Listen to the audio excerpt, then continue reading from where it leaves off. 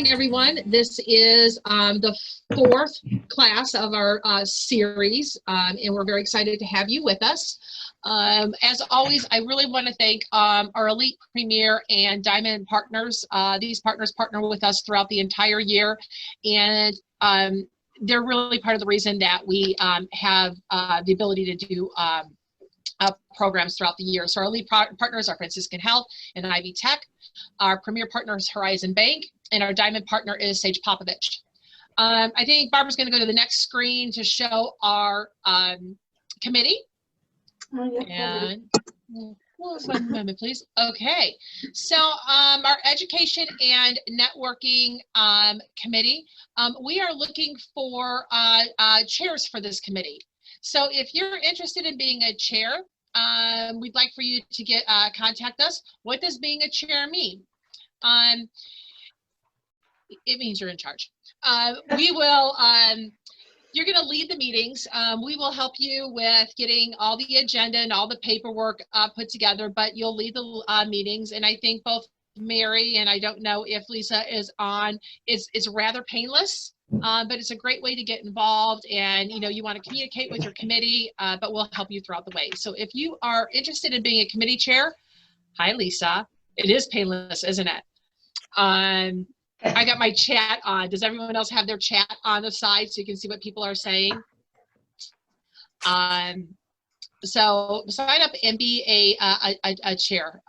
It's just give us a call. So with that, Barbara, I'm going to turn it over to you because you promised this was going to be your best session yet, and I expect nothing less. Thank you so much. So the reason why this is my favorite session is because back when I was a child, I was one of those kids who would come home with great report cards, but there would always be a note that said, talks too much. Right? And some of you may be able to relate where maybe you socialized more than you learned. And my mom would always joke with me and say, if you could get paid to talk, you'd have it made. And at that time, I never imagined that I'd be paid to speak and to talk, but now I am. And so what makes this my favorite session out of the four is taking what you love to do or what you're good at, or maybe you're still terrified of it, but people need to hear what you have to say, and actually being compensated for those skills. It's an amazing thing to be able to share what you know and have people compensate you for it.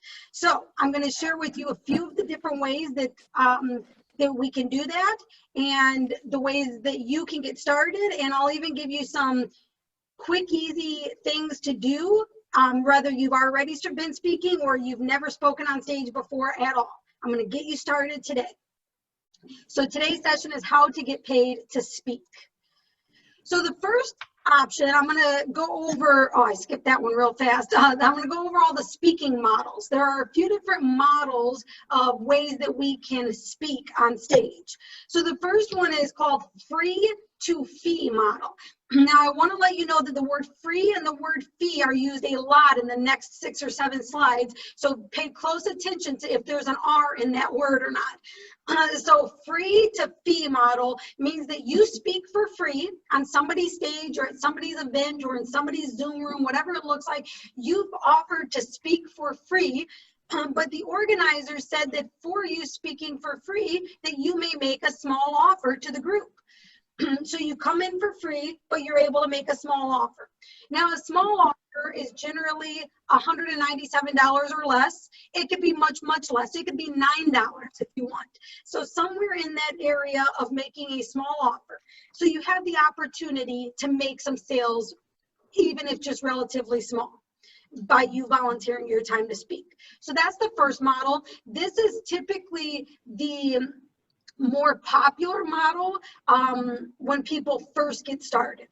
In fact, when I spoke with your organization, the lovely ladies from your organization, and they asked, what's the cost for this? And I said, you know what, I'd be happy to speak for free if it'd be okay if I make an offer.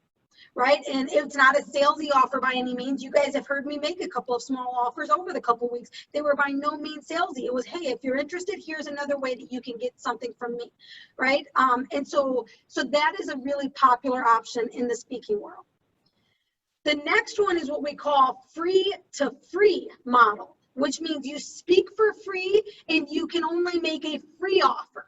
So that means that rather than trying to take people's money at the end or asking for money, you're giving something away for free. So for instance, I actually used this a couple of weeks ago when I told you guys you could download my free 100-point checklist, right? To see if you're showing up consistent and credible on social media or online. And so that is a free offer, which means you can get that no matter what. You don't have to pay for it. So I speak for free. Oh, and I see I have a typo there. So it says speak for free. This is wrong. That should be speak for free, and then make a free offer. And so that is also very popular for newbies because a lot of times somebody who's a newbie in the speaking world, they don't feel comfortable making a sales offer at the end of their presentation. So they feel more comfortable just giving something away for free. Now, what's good about giving away something for free is that that's a way to get people into your database or your CRM.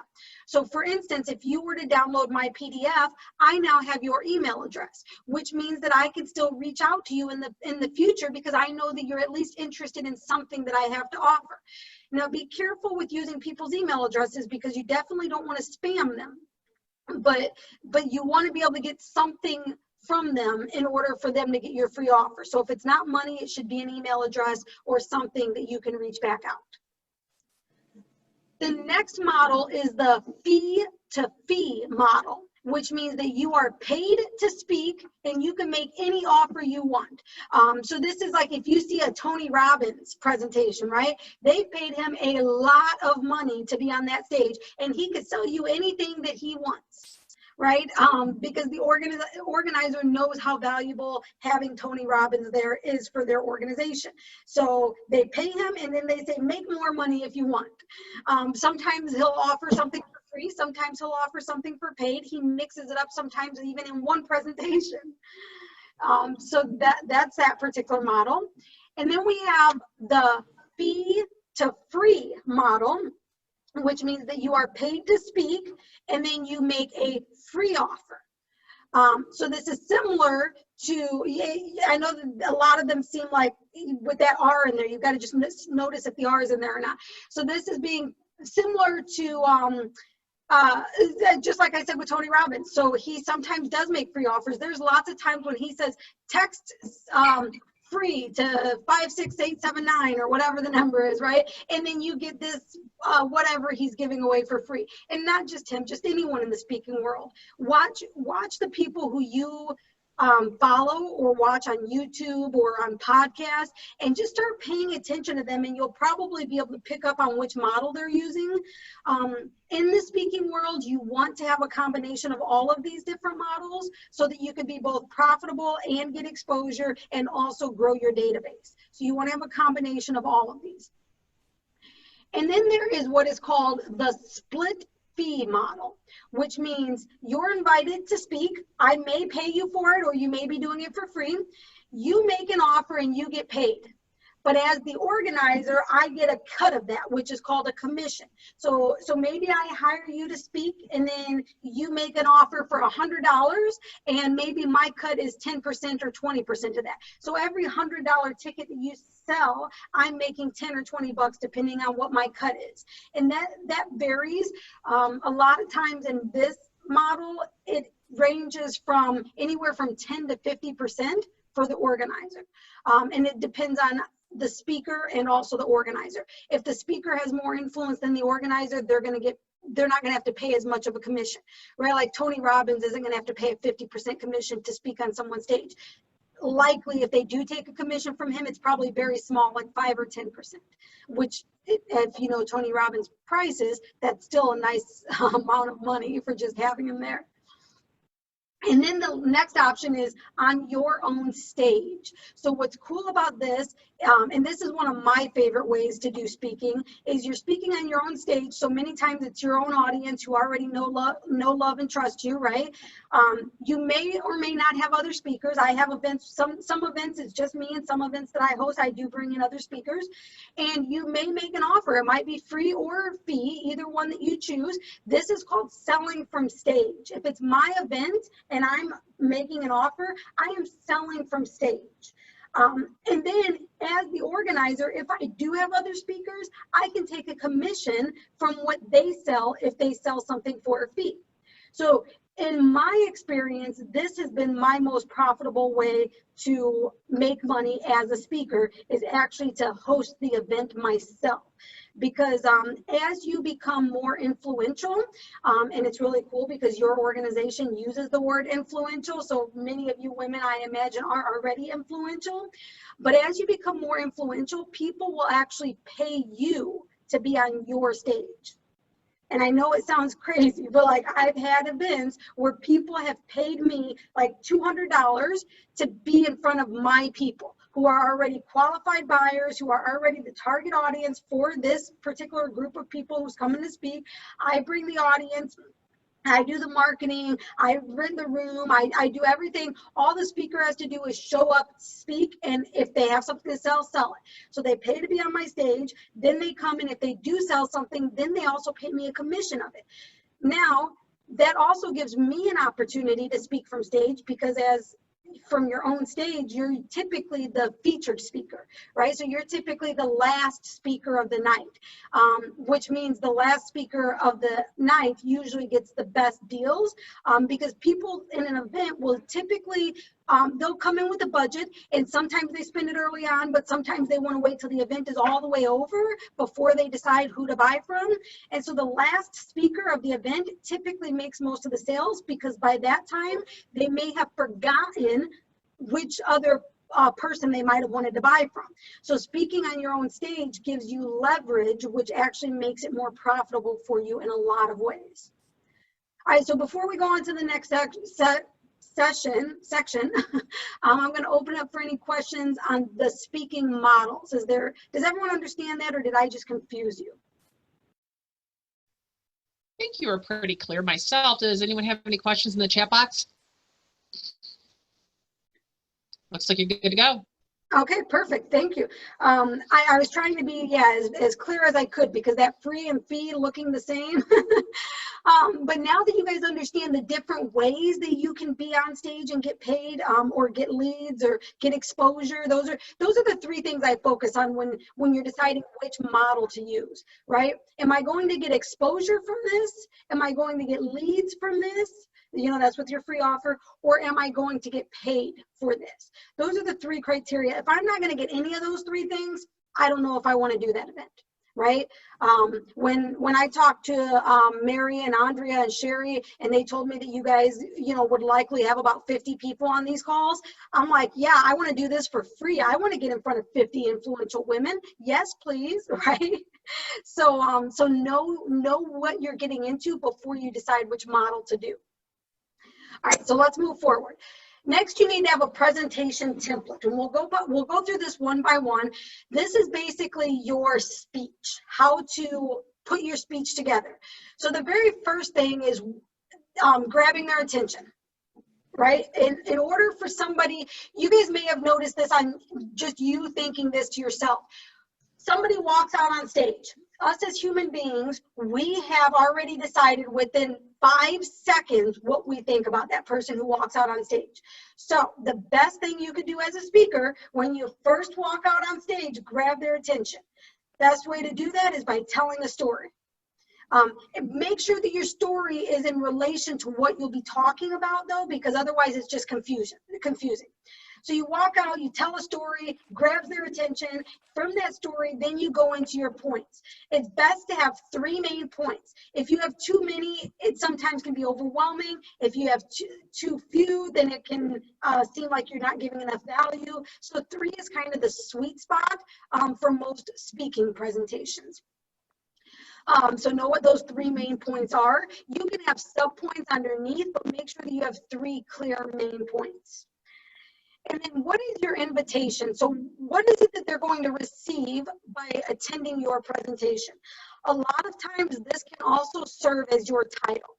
So for instance, one of the presentations that I'm doing in a couple weeks, I've titled it How to Create a Consistent and Credible Brand. Right, that's the title.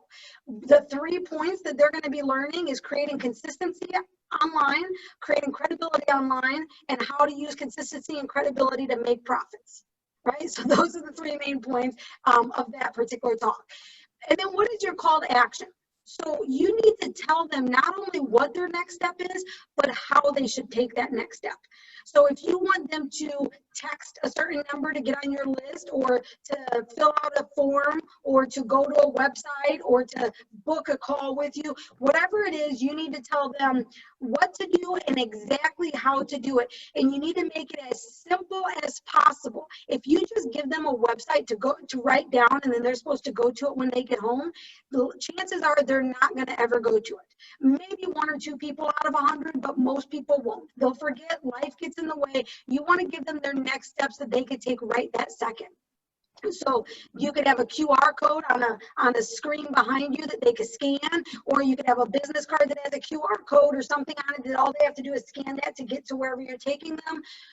Or what's really popular nowadays is that text service, right? So text this word to this number, and then it automatically puts them into this system that will send them whatever offer you're having, but will also put them into your database. It's really simple. So know what your call to action is and plan for these things before you even step on stage.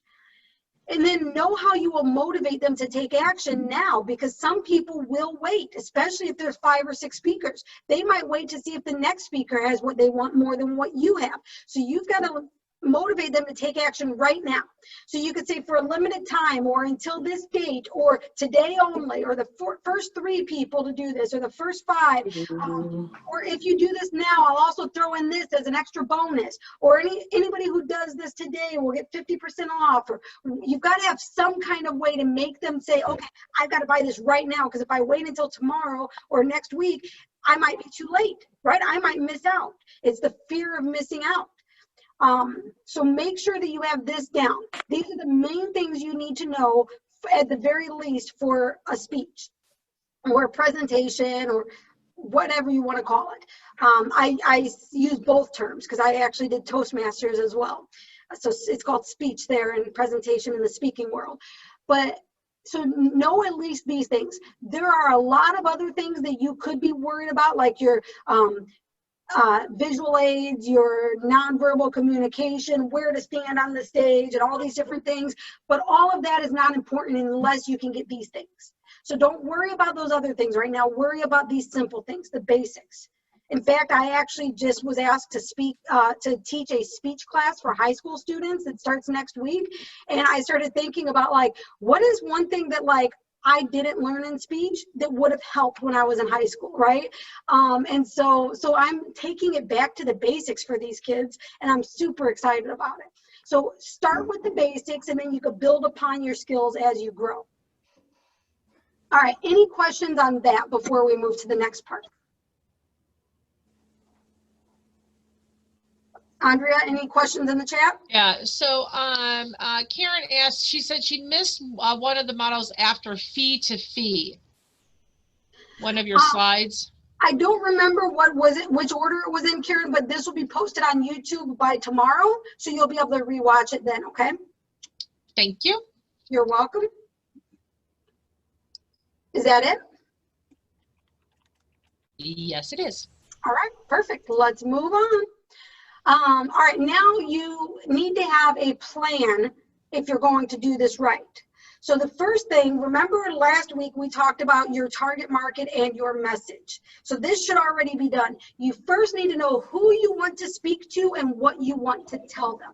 Because if you're just speaking to anyone who will listen to you, I wouldn't be surprised if you're not getting exposure, leads, or money, right? Because you're speaking probably to the wrong people, the wrong audience. So you need to know who your target is, who you're trying to get in front of, and what message you want to tell them.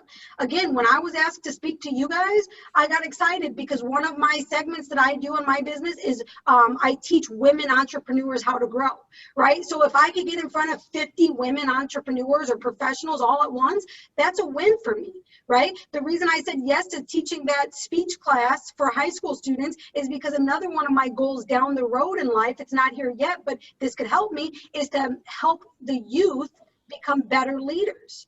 And so if I could teach them how to speak, that's a good way to help them become better leaders. So it's more of a long-term goal, but it will get me closer to that goal. So I'm always keeping an eye on who's my market, what's the message that I'm going after.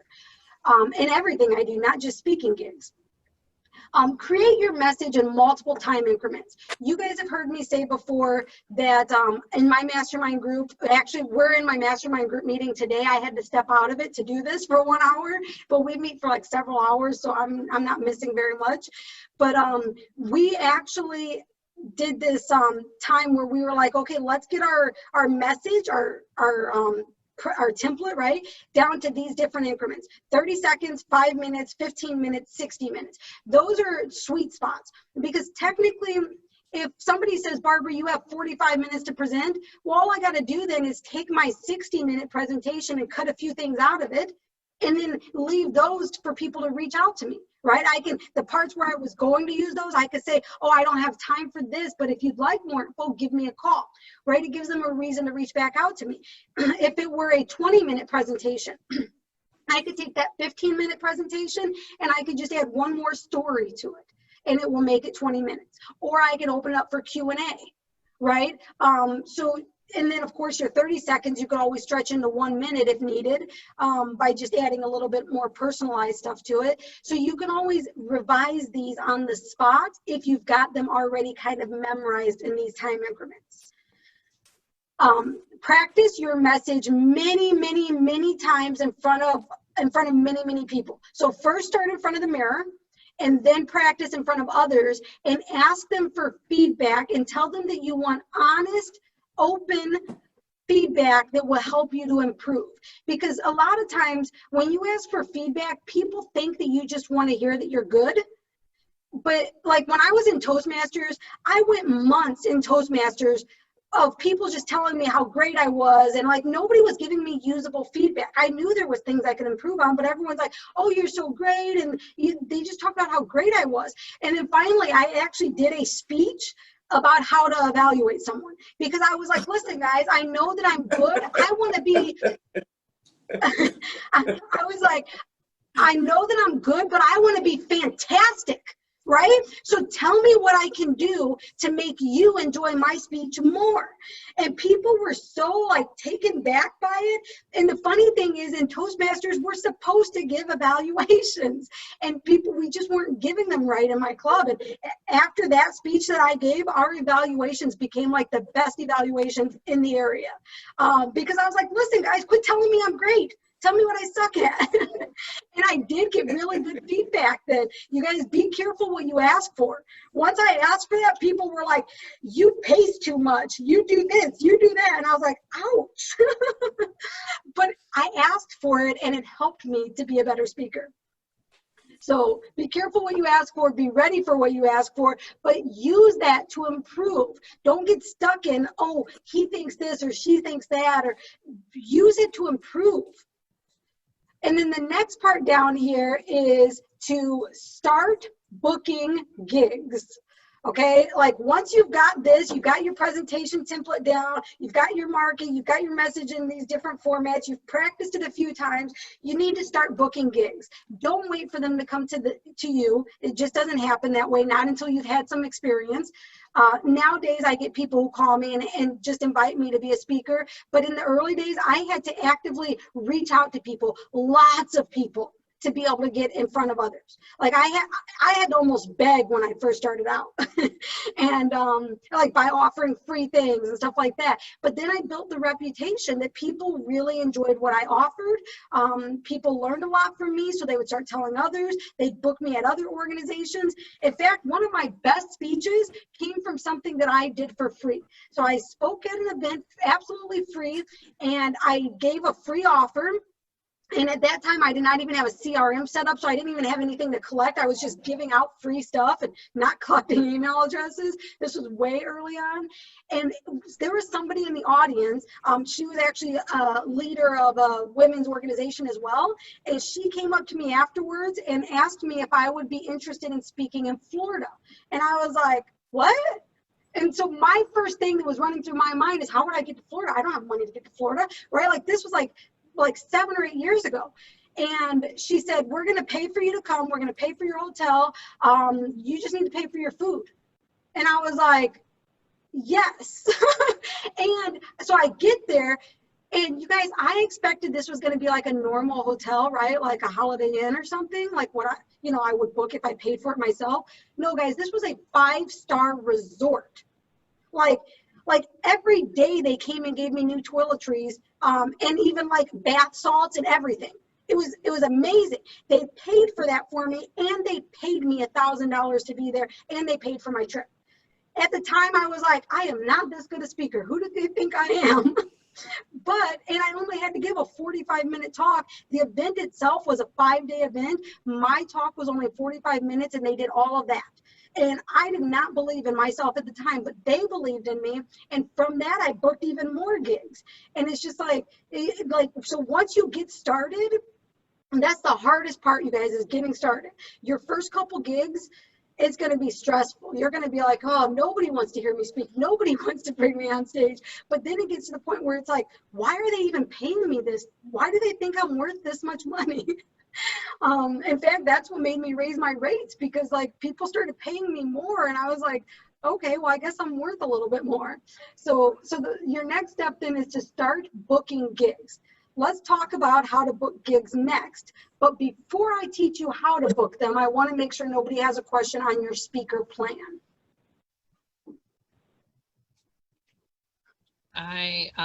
Well, Cassandra says she's a Toastmaster too. Mm-hmm. People who don't think that they are good as their speaker are hesitant to give constructive feedback. Ah, that's a good point. That is. But you're good to go, Barb. All right, thank you. All right, so let's move on to how to find and book speaking gigs. This is a part that is stressful, but could definitely be fun. So the first thing is easy, Google. Okay, so if you put into Google search 3 things: your ideal market, the city or area that you're trying to speak at, and where to find them. So for instance, down below, business owners, Maryville meetup. If you put that into Google search, you will find a lot of networking groups for business owners. Did someone have a question? I have to unmute everyone. Oh, all good? Yep, all good. Okay, perfect. All good. All right, thank you. So Google search your ideal market, the area you're looking to speak in, and where somebody might be. So if you do put in this business owners Maryville meetup, you'll find a lot of networking groups that are meeting for business owners and entrepreneurs. Many of you probably even belong to these groups, right? This is how I first started. I was just searching all these groups, and then and the next step I think is on my next slide, actually. I think I did it, yeah. So then after I found, let's say I found a networking group that meets in Maryville and they have a specific place. The next thing I need to do is do my homework. I need to know what they're looking for. Like, what kind of group are they? Is it all business owners? Obviously Rotary is different than a networking group. Kiwanis is a little bit different. Each group is a little bit different. So know what their goals are and what they stand for and what they're looking for. And then send an email to whoever's the contact person of that group. And it could just be really simple. It could be like, hey, Mary, I noticed that you are part of the group XYZ Networkers, and I wonder if you guys happen to take outside speakers, because I have a great topic that I'd like to share with your Rotary group, or or whatever group you're talking to. And then you just wait for the email back. A lot of times they'll say something along the lines of, yes, we do take outside speakers. What are your topics, right? Most networking groups are looking for outside speakers. They do use their own people, but they like to bring in outside speakers for other purposes as well. Sometimes they might be confused and say, what do you mean by outside speakers? if they say that, it means they're asking, what are you trying to charge us? Because we don't really have a budget. So that's when you need to clarify that you're willing to speak to them for free about whatever you think they might be interested in when you did the homework on them. For me, if I noticed that a lot of the members that they have, because you can actually, most groups, you can see who the members are, especially if they have a website. Like if I was looking at a chamber, for instance, I could see who the members are right on the website. If I look and notice that 70% of the members don't have social media, I might say, hey, I just noticed that a lot of the members in your group don't have a social media presence. I give this really great talk about how to have a consistent, incredible brand on social media. I'd be willing to give it for free so that your members could actually have better success both in the chamber and in their businesses. Would you be willing to let me come speak to you for free? All I need is 30 minutes, right? Or 15 or whatever, depending on how long their meetings are. Most organizers will not say no to that, right? They'll be like, yes, because here's what happens. Then Barbara goes and talks to this organization. So many people get value, and then the Hey, Barbara. Yes. Hey, Barbara, you're getting very garbly. Like it's hard to hear you. Oh. Okay. Well, let's see.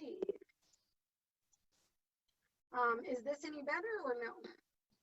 You sound far away. Really? Okay. Let me see if I can connect via my mobile device. It'll take me a minute to do that. Let me try this. Is this better or no? I think it sounds better. Okay. Yep. All right, cool. Thank you for letting me know. So yeah, most organizers are not going to tell you no, that you cannot come speak if you've got a great topic. That's why you have to do the other things before this. You've got to have your talk down. You've got to know who your market is and what your message is. You've got to know how much time you could present this in, because what might happen is they'll respond back and say, yeah, you know, Barbara, I'd love to have you come speak on that, but we only have 10 minutes available. Could you do it in 10 minutes? Yes, I can, right? Because I've got a 15-minute presentation that I could just, you know, chop down a bit, or the 5-minute presentation that I could just add something to it. So know what you have available so that when they come back with their questions, you're able to quickly get booked. Okay, and most times when you first start out, you're going to be offering a free talk similar to what I just did. You find the group, do your homework on them, send the email, do you take outside speakers, and then offer to come and speak for free. Does anyone have questions on that? Looks like you're good to go. All right, that's a pretty simple process, right? It's like 4 steps, right? I should have got it down to 3, easy as 1, 2, 3, right? Google, do your homework, send email, offer free talk. Super easy. All right, let's move forward then. If you decide that you want to use speaking as a way to really make money or to get exposure or to gain leads, you've got to set measurable goals, because how do you know if it's working for you if you don't have your goals set? So some examples would be, how many gigs do you want to have per month? That's how many times can you get in front of someone. In the industry, we call it gigs, speaking gigs. How many new leads do you want from your free offers? How many new clients do you want to close from those leads, right? So just keep in mind that, for instance, if you want to get 1 new client per month from your leads, you're probably going to need to get at least 10 people to fill out your free offer, and you'll probably need at least 50 people in the room to offer the free offer to. Okay, which means in order to get in front of 50 people, depending on which types of groups you're doing, you may need to be at 2 or 3 gigs per month. So you've got to know your numbers, and especially if you decide to go into speaking full time. And many of you may be thinking right now that, no way, I don't want to do speaking full time. I hardly want to do it at all. but the truth of the matter is that you may find yourself there without anticipating it. Most people don't believe me when I tell them this, but I am actually by nature an introvert. Normally, I don't approach people. In fact, you guys, this is our 4th call. And this was the very first call that I started saying hi to you guys on before the call, because I'm an introvert. I'm very nervous about talking to new people that I don't know, right? And I don't know if any of you guys noticed that or not, but it's not because I don't like you guys. It's because I'm like awkward when I first start talking to new people. And so I've always been an introvert, never ever wanted to be a paid speaker. I did like talking, but only to people that I already knew. right? Like in school, I was talking to my friends. And then as I got older, like it was still just my friends. I was talking to my friends a lot. And yes, I can talk a lot when I know you, but many times it was hard for me to keep a conversation going with a complete stranger. Sometimes I get really awkward that they think something's wrong, and I have to tell them that no, I just sometimes get nervous when I'm talking one-on-one to someone. In fact, I've learned now that I do speak on stage, I'm most of the time more nervous talking one-on-one with someone than I am in front of a whole room of people. But at first it was very nerve-wracking. My first several Toastmaster speeches, even though I felt like comfortable with what I was talking about, the whole time I was like shaking and like my heart was racing. And sometimes it still gets like that, when, especially if I get in a room full of like people that are like really high level executives or something. For some reason I get really nervous. If it's a lot more people than what I'm used to, I sometimes get really nervous. If it's a smaller room than I'm used to, I get nervous.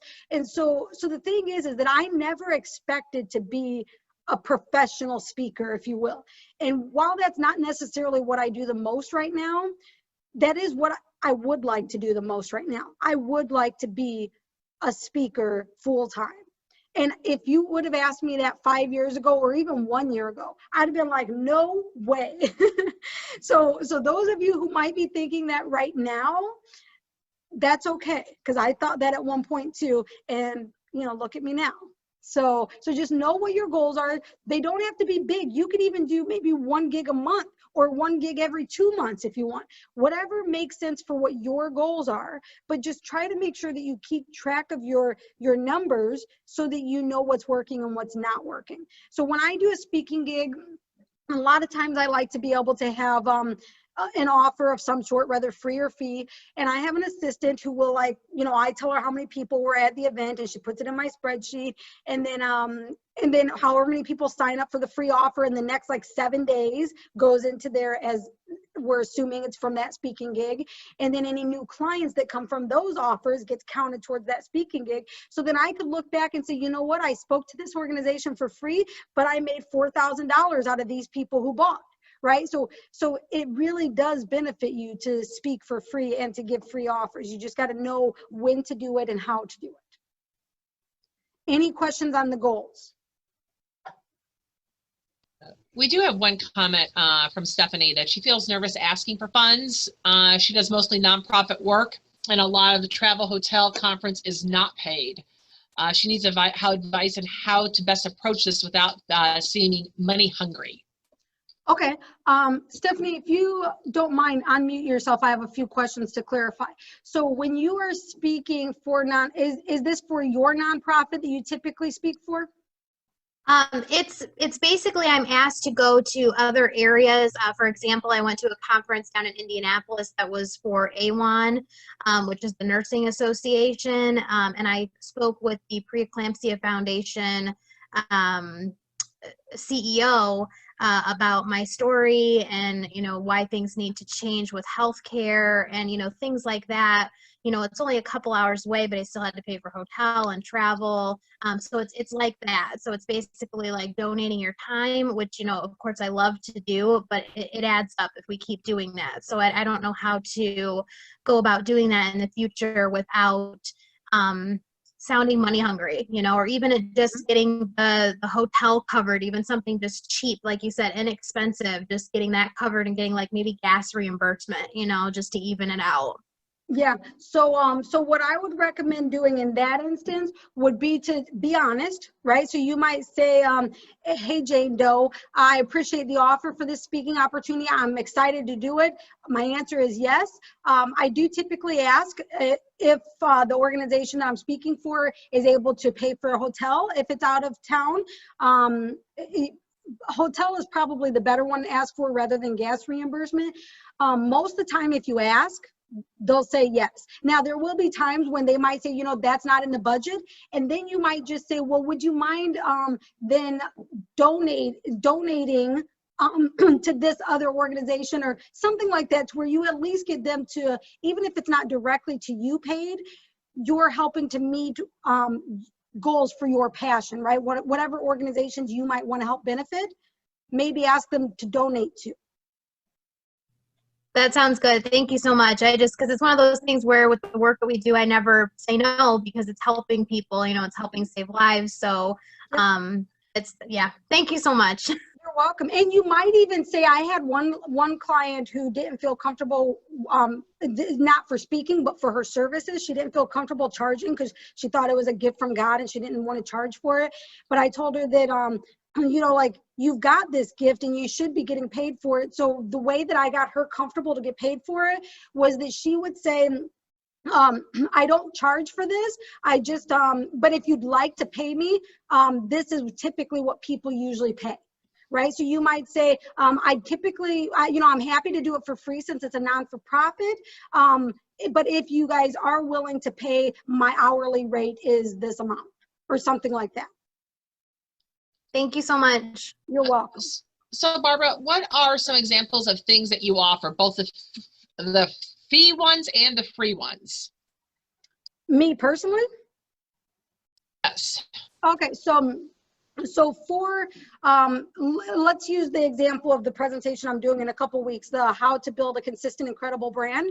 So when I'm doing that presentation, the free offer that I would give, if I were giving the free offer that time, would be to that 100-point checklist, which would tell them 100 things they need to focus on their social media to make sure they're showing up the way they want people to see them. If I was going to offer a paid thing, depending on the audience, there is two different paid options. I have a small offer and a large offer. The small offer is the $99 for the, it's called an online presence analysis, where basically I take that 100-point checklist and I do my research on you and I tell you everything that the public is seeing about you online that you may not even realize, and what they're thinking based on what's showing up about you on social media, on your website, how it looks. Do you look professional? Would I trust you? I tell you the good, the bad, and the ugly. And then I tell you how to fix those things. So that costs $99 for my tips. Right? And my hourly rate is $200. And so you're getting me at a discounted rate in that instance. But then I also have the larger offer, which is called a social media starter kit. So if I'm teaching and I can tell that a lot of people in the audience really want social media help and they've already decided like, yeah, I need help. Then what I offer them then is what I call my social media starter kit.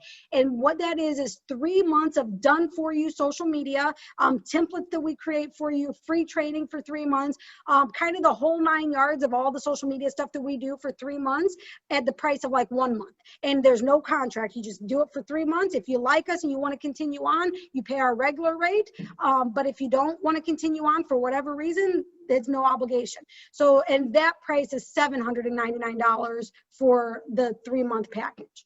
So that would be an example of just that one talk, how I've got the 3 different offers. Does that help?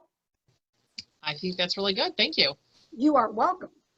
All right, anything else yet? I think we have another slide or 2 left. All right, I'm going to go on then. All right, a couple things that you want to consider if you do go full-time. You don't need to worry about these yet if you're not full-time.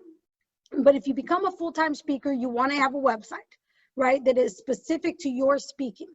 And you want to have what's called a speaker one sheet, which is basically like a flyer of all the things you can talk about. So if when you do send the email and say, do you take outside speakers? If somebody says, yes, what are your topics? Rather than just sending a bunch of like words, you could send a nice speaker one sheet that has a beautiful image of you and your topics and your bio, because then they can also use that when they're introducing you and when they're creating their marketing material and stuff like that.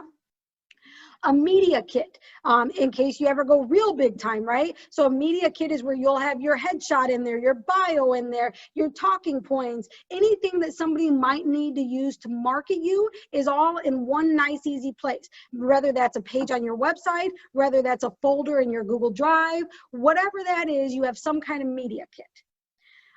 You want to have an easy booking form. Some of you on this call have already booked with me through my booking form, but mine is, so I use a company that's called You Can Book Me. and it goes right through my Google Calendar. So I have a few different booking forms. I have the one that's just to have a one-on-one with me. I have an option to pick Barbara's brain, right? I get a lot of times when people are like, hey, can I just pick your brain for a moment? For a long time, I used to let people do that for free, but then it got out of hand. People were picking my brain all day long, and I was getting worn out, and I wasn't getting paid for it. So now I charge to pick my brain, and people buy it left and right. And you can talk about whatever you want on that session. And then you could have a promo video, right? Like one of those like 3-minute videos that shows you in action speaking, so that people can see if they want to hire you, if you're relatable to their audience, if you're somebody who would be well received with their audience. And then of course, if you go full time, this is when you definitely need to have a social media presence. You should be all over the internet as a speaker if you ever go full-time as a speaker. If you don't plan to go full-time as a speaker, or if you're not there yet, you don't need to worry about these 6 things yet. Don't stress over them. Just start with the basics that we talked about earlier. So Barb, how do you determine your fees for speaking engagements? And then the next question is, would you charge for a 15-minute speech? So it depends. Most of my 15-minute speeches I don't charge for. I usually do the free to free. So I usually give a free offer at those as well, because I don't have enough time to really share my real expertise. So I usually use free to free model for the 15-minute presentations, but there's not really a cookie cutter answer for that. It would all depend on you, but that's me personally. And then the other question you had said, I'm sorry, what was the other question? How do you determine your fees? And that's a great question. You determine them the same way that you determine fees when you're a service-based business, or even a product-based that maybe you determine that you created. You create the first price that you think based on research you've done. So look for somebody else who's doing something similar to you that maybe has the same amount of expertise and or experience, and model what their price is. Let's say if you start off at $100 an hour, for instance, because that's what you came up with on the research, and you're not getting anybody to hire you, then you might need to lower it. If you're getting a lot of people to hire you at that rate, then you need to hire it. So thank you. Yeah, you raise your rate when your calendar is full, and you lower it if it's not full. Actually, it's not always your rate that you need to change if you're not booking your calendar. Sometimes it is your presentation title or your presentation topic. It's not always your price, but it could be your price. Thank you. You are welcome. Any questions on these things that you might consider if you go full time? All righty. Let me see, I think that was the last one. Yep. So in the next 24 hours, I will get to share this PowerPoint presentation and the recorded video so that you guys can watch it. And Sherry, I'm going to put it over to you, because I know you guys you got a certificate of completion for some people, and I don't know, maybe you'll tell them how they could get that, or whatever announcements you have.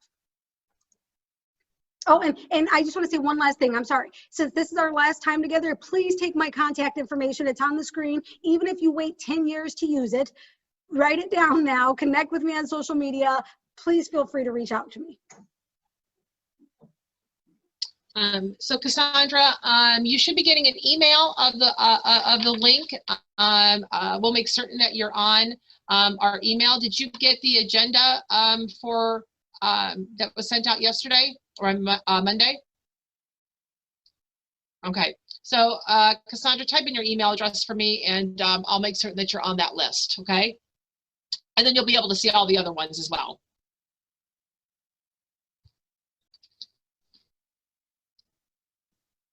Thanks, Cassandra. Renee says hers is going to spam, so you may want to check your spam.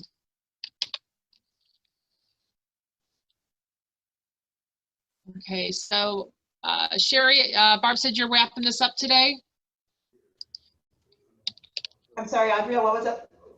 Barb said you're wrapping this up today about certificates and everything, so I'm turning it over to you. Yep, I've been taking attendance, and so we will be creating, and I will be sending out the certificates probably later this week. Okay, that sounds great. I'm getting a lot of emails here. I got Michelle and Gina and everyone. I'm getting all yours. I'm copying them right now. And I'll make certain that everyone is. Check your junk email in case you think we're junk. We're not junk, not at all. And we'll get that out to you. And I think we're emailing out the certificates. I'm not certain, but Sherry will let you know in the follow-up tomorrow. There's Jeans. Okay. Don't close out of this meeting yet, Barb, so I can get everyone's emails addresses that they're going over to it. You're welcome, Sandra. Thank you for being a part of it. Thank you to everyone who's saying thank you to everyone. Thank you, Barb. Do we have a calendar somewhere that shows where Barbara is speaking and what topics? I would think that would be on Barbara's website. Okay. All right, I think I have everyone. Remember, join the committee, get involved. You get what you put out. You get what you get for what you put in it, or something like that. So get involved. We have, chair positions open. There's lots to do. And I mean, this is really a great group of women here. I feel so blessed that I have them. And it's really great when you can pick some of our brains. And Barb, I really appreciate it because I get exactly what you're saying about picking your brains and charging. But within our organization, most of us, you can call us and you can pick your brain and say, hey, I'm confused. I don't understand this. How would you handle this? And this group of ladies is just really phenomenal. So, don't be shy. Reach out and connect with people. And it's even harder now. We do have our networking event on September 22nd. There is 8 spots left.